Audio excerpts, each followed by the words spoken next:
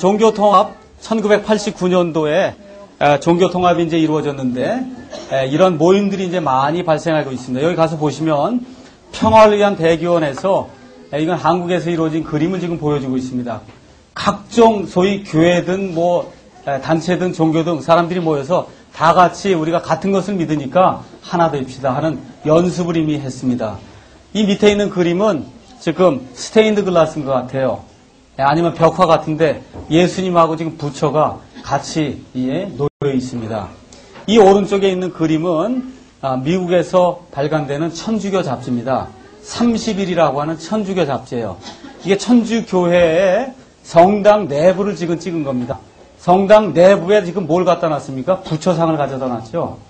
부처상을 가져다 놨고 묵주가 있는데 묵주에 한쪽은 십자가가 있고 한쪽은 부처를 그려놓고 이게 그래서 천주교에서 나오는 잡지예요. 이게 자기들 우리는 불교나 마호메트교나 다 사랑해서 우리가 다 같은 거기 때문에 우리는 종교적으로 하나입니다 하는 걸 지금 연습하고 있습니다. 자, 1984년도에 우리나라에 유명한 분이 한 분 찾아왔습니다. 이름하여 교황이라고 하는 분입니다. 그래서 이 교황이 찾아왔더니 아이고 큰 집에서 오셨습니다 하고 작은 집이라고 생각하는 많은 분들이 나가서 목사님들이에요. 다 목사님들 나가서 우리 큰 집에서 오신 귀하신 분이 오셨으니까 이분 좀 마중합시다. 교황 옆에 앉아 계신 분이 누군지는 여러분 다 아실 겁니다. 그렇죠? 아실 분은 다 아시기 때문에 이름은 제가 이야기하지 않겠습니다. 이 교황이 어떤 사람이냐? 교황이. 자, 여러분 지금 교황이 여기 나와 있는데 피격 사건이 있은 이후에 극적으로 구출이 됐어요. 그렇죠? 교황이. 그 이후에 아이고 너무너무 감사합니다 마리아여 해서 지금 마리아에게 지금 미사를 드리는 거예요. 여러분 이거 우상숭배입니까 아닙니까? 우상숭배입니까 아닙니까? 우상숭배예요. 우상숭배. 하나님이 창조한 것이 아니라 사람이 원숭이에서 나왔다. 그렇게 지금 이야기하지 않습니까? 그렇죠. 천주교의 10계명은 우상숭배 규정이 없습니다. 여러분 10계명 중에서 우상을 만들지 말라고 하는 규정이 몇 번째 명령입니까? 두 번째 명령이죠. 천주교회에 10계명을 가시면 두 번째 명령이 없어요. 그러면 9개만 남잖아요. 그러니까 어떻게 돼요? 10번째 계명을 둘로 나눴습니다. 둘로 나눴어요. 그래서 그렇게 해서 10계명이 천주교 10계명은 그게 10계명이 왜 그렇습니까? 명백한 우상숭배지 않습니까? 자기들이 봐도 너무 명백하거든요. 그러니까 저렇게 우상숭배 그건 빼고 그건 1계명에다 포함이 된 거다 그렇게 이야기를 하고 10계명에 이거 남의 거 훔치지 말라 거기에 이제 나오는 거거든요. 그걸 딱 두 개로 나눠 갖고 앞에 하나 9계명 뒤에 건 10계명 이렇게 해서 10가지를 어거지로 만들어 놨습니다. 이런 거 하기 때문에 우리가 천주교는 기독교가 아니다 그렇게 이야기하는 겁니다. 이제 얼마 전에 아마 돌아가신 걸로 알고 있는데 대천덕이라고 하는 또 유명한 사람이 우리나라에 예수의 수도원인가 뭔가를 이제 운영했는데 참 교묘해요. 유명하다는 사람을 통해서 종교 일치가 이루어집니다. 감사하세 감사하세 하나님 은혜를 감사하세 아주 좋은 거죠. 찬송하세 찬송하세 하나님 사랑을 찬송하세 이것도 아주 좋은 겁니다. 기도하세 기도하세 우리의 소원을 기도하세 이것도 좋죠. 일치하세 일치하세 구교와 신교가 일치하세 1994년 6월호 빛과 소금입니다. 구교와 신교는 여러분 일치할 수가 없어요. 우상과 하나님이 어떻게 같은 멍에를 메고 우상과 하나님이 어떻게 한 하나님으로 숭배의 대상이 될 수가 있습니까? 마리아와 하나님 우리가 어떻게 같이 섬길 수 있습니까? 그렇지 않습니까? 어떻게 이런 게 일치가 됩니까? 불가능해요. 거기 가지 마시기 바랍니다. 강원도에. 거기 가시면 똑같아요. 천주교 사는 것처럼 미사하듯이 촛불 켜놓고 미사 드린단 말이에요. 여기에 예수 그리스도의 복음이 없습니다. 대천덕 신분 유명해요. 왜 유명합니까? 그의 할아버지가 R.A. 토레이라고 하는 유명한 분이에요. 아무리 유명해도 그가 복음을 선포하지 않는 한 우리가 교제하지 않습니다. 여기엔 복음의 빛이 없습니다. 구교와 신교는 일치할 수가 없습니다. 어찌 그리스도와 벨리알이, 하나님과 벨리알이 어찌 한 멍에를 공평하게 맬 수가 있습니까? 그래서 에큐메니즘, 종교통합은 아주 한마디로 이야기해서 교황수화에 모든 종교를 얼검해서 하나가 되게 하는 것, 그게 에큐메니즘, 종교통합이라고 보시면 되겠습니다. 지금 하고 그냥 빨아들이지 않습니까?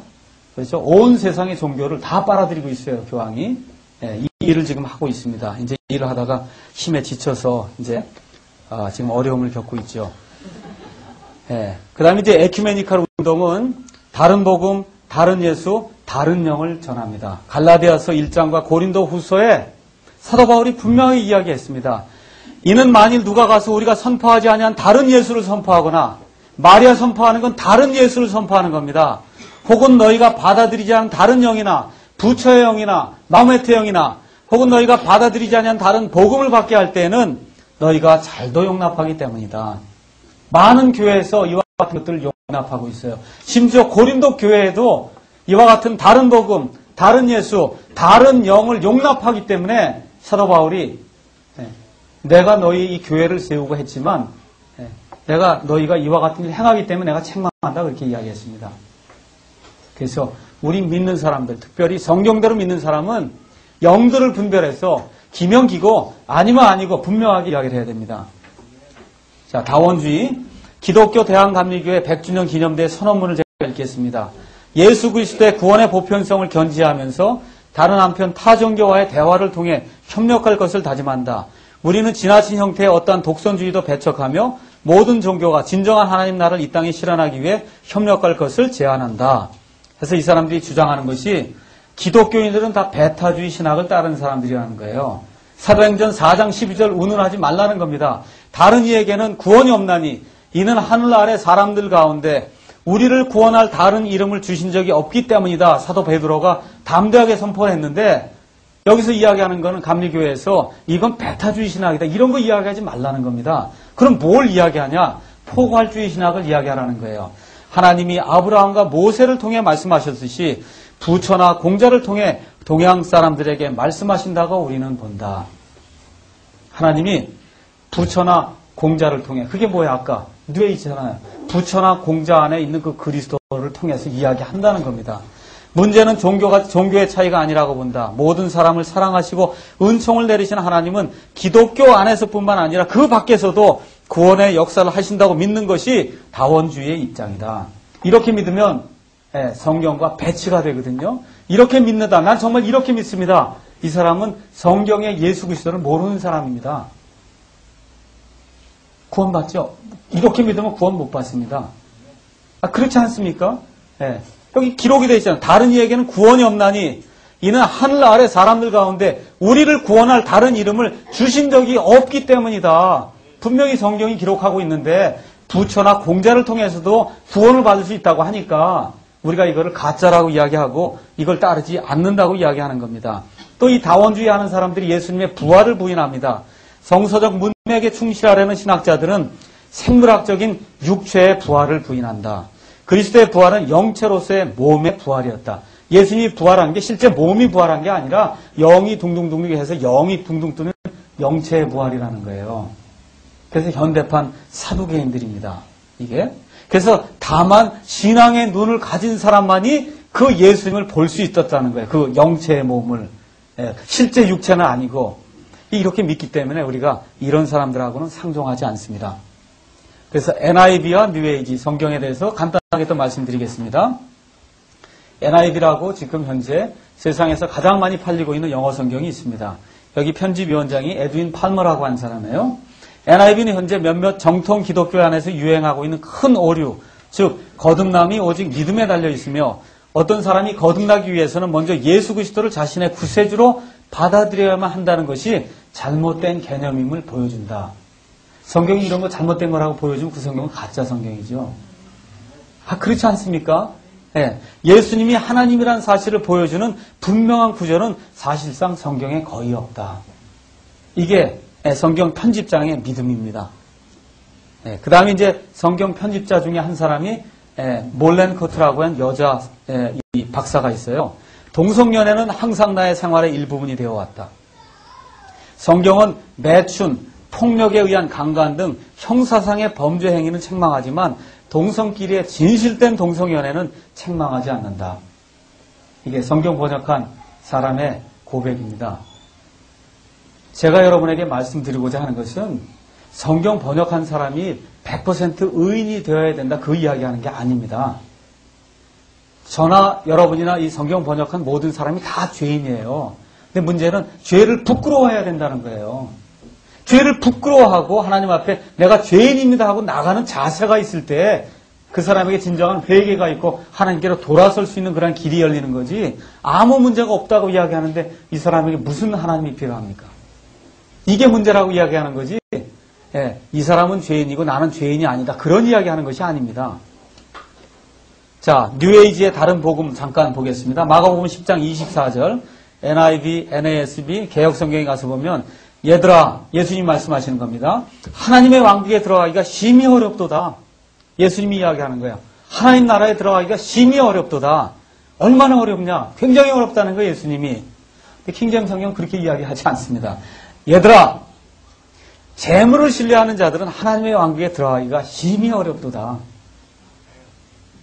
믿습니까? 엄청난 차이 아닙니까? 재물을 신뢰하는 자들은 하나님의 왕국에 들어가기가 심히 어렵습니다. 하나님의 왕국에 들어가는 건 심히 쉽습니다. 어려운 게 아니에요. 예, 내가 죄인인 것을 깨닫고 하나님께 180도 돌아서는 회개하고 하나님께 돌아서서 예수님을 구원자로 받아들이면 됩니다. 예, 그래서 영이 거듭나게 될 때 그때 하나님의 구원의 역사가 일어나는 겁니다. 그래서 그 구원 자체 쉬운 거예요. 누구나 할 수 있는 겁니다. 이렇게 하나님의 왕국에 들어가기가 심히 어려우면 선택된 몇 사람만 구원받지 않습니까? 이렇게 복음을 왜곡하는 성경이 온 세상에 가득 차 있습니다. 신약 성경만 이 사람들이 5,000군데에서 6,000군데를 변개시켜 놨습니다. 그래서 개혁 성경을 보시면 베드로 전서 후서만큼의 분량이 줄어든 그런 성경을 읽는 것입니다. 그래서 개혁 성경 같은 경우에 열세 구절을 신약 성경에서 완전히 삭제했고 구약 성경에서 지옥을 100% 삭제했습니다. 지옥이 하나도 안 나옵니다. 이와 같이 성경을 변개하고 있습니다. 이게 다 뉴에이지 시대이기 때문에 이와 같은 일들이 지금 가능한 겁니다. NASB를 지은 필립스라고 하는 사람은 사랑 안에서 자기 자신을 다른 이들에게 준 사람은 아무리 자신이 하나님을 모른다고 해도 사실 하나님을 안 것이나 다름없다. 그렇죠? 자기 몸을 100번 내주면 이제 영생 얻는다. 그거하고 똑같은 얘기죠. 하나님의 존재를 의심해도 선행을 통해서 구원을 받는다고 이 사람은 믿었습니다. 새 그리스도 복음을 지은 호르트라고 하는 사람은 마귀는 존재하지 않는다. 그리스도께서 우리 죄를 담당하셨다는 것은 일안교리다. 이게 신약 성경을 번역한 사람이 특별히 신약 성경을 번역할 때 대본이 되는 그리스도 본문을 만든 사람이 주장하는 호르트 박사의 이 신앙관입니다. 우리가 예수님을 믿지 않아도 하나님께서는 자비로우셔서 누구에게나 구원을 주신다. 이게 또 만인 구원론을 가르칩니다. 성경에는 예수 그리스도의 속죄나 속죄 희생에 대한 직접적인 구절이 없다. 이와 같은 것들이 판을 치는 시대, 이것이 바로 뉴에이지 시대가 되겠습니다. 자, 이제 그럼 교회에서 이 모든 것을 어떻게 해결하고 대응해 나가야 되겠는가? 교회의 대응책에 대해서 한두 가지 말씀을 드리겠습니다. 첫 번째, 영적인 실체를 우리가 인정해야 됩니다. 예수 믿을 때 눈에 보이는 것이 다다 그렇게 생각하면 곤란합니다. 예수 믿을 때 신비로운 일들이 굉장히 많이 생길 수 있습니다. 이것이 우리 그거 추구하지 않습니다.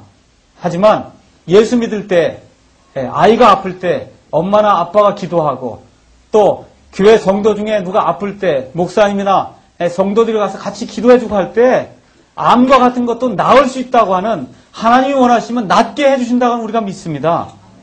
그렇지만 그 연습하지 않아요. 암 낫게 해달라고 해서 자꾸 이렇게 연습하지는 않습니다. 하나님의 뜻이 이루어질 때 우리의 간절한 기도를 통해서 그와 같은 것이 이루어진다고 우리가 믿습니다. 신비한 것이 그 안에 있어요. 근데 많은 사람들이 현대식으로 예수 믿게 되면 그저 주일날 아침에 와서 설교 듣고 가면 끝. 그게 기독교인 줄 압니다. 그 기독교가 아니에요. 영적인 실체가 있어요. 그것이 뭐냐? 성령님이 계시면 마귀의 영들이 있어서 나와 내 아내와 내 자녀들을 시시각각으로 공격하고 있다고 하는 그 사실을 우리가 인식을 해야 됩니다. 그러니까 어떻게 해야 돼요? 아침 저녁으로 아이들을 위해서 기도하고 아내를 위해서 기도하고 아내는 남편을 위해서 기도하고 그래서 우리 목사님들이 기도를 많이 하는 거예요. 그 모든 성도들 아침 저녁으로 생각날 때마다 기도하고, 특별히 그 안에 더 약한 지체가 있을 때 그 약한 지체를 위해서 자꾸 기도하는 겁니다. 그래서 여러분과 제가 아침 저녁으로 깨어 있을 때 우리 목사님을 위해서 간단하게 기도해야 돼요. 그래서 그 목사님이 영적인 그런 능력을 가지고 이 모든 일을 치리할 수 있도록 우리가 목사님을 도와야 됩니다. 그래서 그것은 결코 놀랄 일이 아니니 이는 사탄도 자기를 빛의 천사로 가장하기 때문이라. 그러므로 사탄의 사역자들 또한 의의 사역자로 가정한다 하여도 결코 큰일이 아니니라. 그들의 마지막은 그들의 행위대로 되리라. 베니히니 라보슐론이 이거 다 의의 사역자로 가정하고 있지만 하나님 보실 땐 마귀의 사역자입니다. 이것이. 그래서 옳은 것과 그른 것을 우리가 구분하고 예수 믿을 때 신비한 것을 추구하지 않지만 예수 믿는 것 자체가 신비한 일이라는 것을 그걸 우리가 늘 깨닫고 살아야 됩니다. 두 번째, 성경으로 돌아가야 됩니다. 성경으로 돌아가야 돼요. 그래서 시한부 종말론 이런 것들은 계시나 아니면 영성 훈련 등에서 나온 착각의 근거를 둔 겁니다. 예수님이 그때와 그 시간을 알지 못한다고 했는데 어떻게 합니까 우리가? 그렇죠? 그래서 주후 100년경에 우리 주 예수 그리스도의 계시록이 완성되어 완전한 하나님의 말씀이 우리 손안에 있기 때문에 더 이상 다른 특별 계시를 우리가 요구할 필요가 없습니다. 여러분과 저를 위한 신앙생활의 모든 지침과 구원의 모든 지침이 이 안에 담겨 있습니다. 100% 이것으로 충분합니다. 완전하기 때문에 다른 계시를 추구하지 않아도 됩니다. 그래서 성경으로 돌아가셔서 이 모든 문제를 우리가 해결해야 됩니다. 마지막으로 세상과 분리해야 됩니다. 세상과 분리해야 됩니다. 우리가 세상 속에 살지만 세상에 속한 사람들이 아니기 때문에 세상과 분리돼야 됩니다. 다 같이 한번 고린도후서 6장 14절에서 16절 말씀을 읽겠습니다. 너희는 믿지 않는 자들과 함께 공평하지 못한 멍에를 매지 말라. 의와 불의가 어찌 사귀겠으며 빛과 어둠이 어찌 친교를 나누겠으며 그리스도와 벨리알이 어찌 일치하겠으며 믿는 자가 믿지 않는 자와 어찌 한 몫을 나누겠으며 하나님의 성전과 우상들이 어찌 조화를 이루겠느냐. 마귀의 것과 하나님의 것이 공존할 수가 없습니다. 그래서 우리가 교회 안에서 어떤 음악을 행하든 무엇을 하든지 항상 시시각각으로 내가 바르게 하고 있는가, 하나님께 경배드리고 있는가. 우리 하나님은 거룩한 분이에요. 거룩한 분. 하나님이 요구하는 것이 무엇인가 하는 것을 늘 머릿속에 두고 생활하게 될 때, 우리가 그런 의식을 갖고 생활하게 될 때, 그렇게 되면 자꾸 죄에서 멀어지게 되고 성경으로 자꾸 다가가게 됩니다. 그렇죠? 교회와 자꾸 가까워지게 되고 세상과 자꾸 멀어지게 돼요. 그래서 우리 예수님이 기뻐하시는 그러한 삶을 우리가 이룰 수 있습니다. 온 세상이 지금 난리가 났어요. 지구온난화 현상이 생겨서 여름에 이상기온이 생기죠. 겨울에 이상기온이 생기죠. 올해 태풍 매미 같은 경우도 이게 이상기온 때문에 엄청나게 기온이, 바다의 온도가 올라가서 기상 재해가 이제 일어난 겁니다. 온 세상에 에이즈, 사르스 등 사람이 풀 수 없는 그와 같은 문제들이 계속해서 일어나고 있습니다. 지금 온 세상에 사는 사람들의 약 3분의 2가 밤에 잠자리에 들 때 조금만 더 먹었으면 좋겠다. 이런 생각으로 잠자리에 든다고 합니다. 여러분과 제가 지금 너무 편안한 생활하고 있어요. 너무 편안한 생활하고 있습니다. 하나님께 감사해야 됩니다. 그래서 좀 더 선교에 힘을 쓰고 섬기시는 그런 교회를 위해서 더 애를 쓰고 바른 것을 세우려고 하는 이런 독립침례교회 목사들을 위해서 기도하고 물질로 돕고 그와 같은 일을 행해야 됩니다. 왜 그렇습니까? 마지막 때가 지금 가까워왔어요. 이 마지막 때의 맨 마지막이 마귀가 통치하는 뉴 에이지 시대입니다. 우리 크리스찬들은 그 시대를 면하게 해주겠다고 예수님이 약속해 주셨습니다. 예수님이 공중에 강림하시게 될 때, 천사장의 나팔 소리 함께 공중에 강림하시게 될 때 예수님 안에 있던 사람들이 몸이 변화돼서 순식간에 하늘로 올라가는 그런 일이 발생한다고 성경이 이야기를 하고 있습니다. 예수님 안에서 죽은 자들이 먼저 일어나고, 그렇죠, 여기 부활하는 겁니다. 예수님 안에서 죽은 자들이 먼저 일어나고 바로 그걸 뒤따라서 예수님 안에서 살아남아있는 우리도 공중으로 채어 올라가 주님과 함께 영원히 있게 된다고 성경이 이야기를 하고 있습니다. 그래서 우리가 이런 휴거가 있게 될 때 담이 선교에서 그게 가짜라고 이야기하든 뭐라고 이야기하든 성경은 휴거가 있다고 이야기합니다. 이걸 또 휴거는 성경에 없는 단어가 아닙니까? 성경에 없는 단어가 많아요. 삼위일체도 성경에 없거든요. 없어요. 그렇지만 우리가 삼위일체 하나님을 믿어요. 이거 우리가 신학이라고 이야기하는 겁니다. 그래서 휴거는 이 중국말로 들려 올린다. 그런 뜻이에요. 들어 올린다. 아주 성경적인 이야기 말입니다. 그래서 부활과 휴거가 있다고 하는 것. 그래서 어느 때 예수님이 임하실지 모르기 때문에 우리가 거룩한 그런 삶을 살아야 된다 하는 그 생각을 늘 염두에 두고 살아야 됩니다. 이제 이 휴거가 이루어지고 그리고 7년 환란기가 이루어질 때 바로 그때가 마귀가 득세하는 뉴에이지입니다. 그렇지만 이 우리 크리스천들과 예수 믿는 사람들의 뉴에이지는 천년왕국을 통해서 이루어집니다.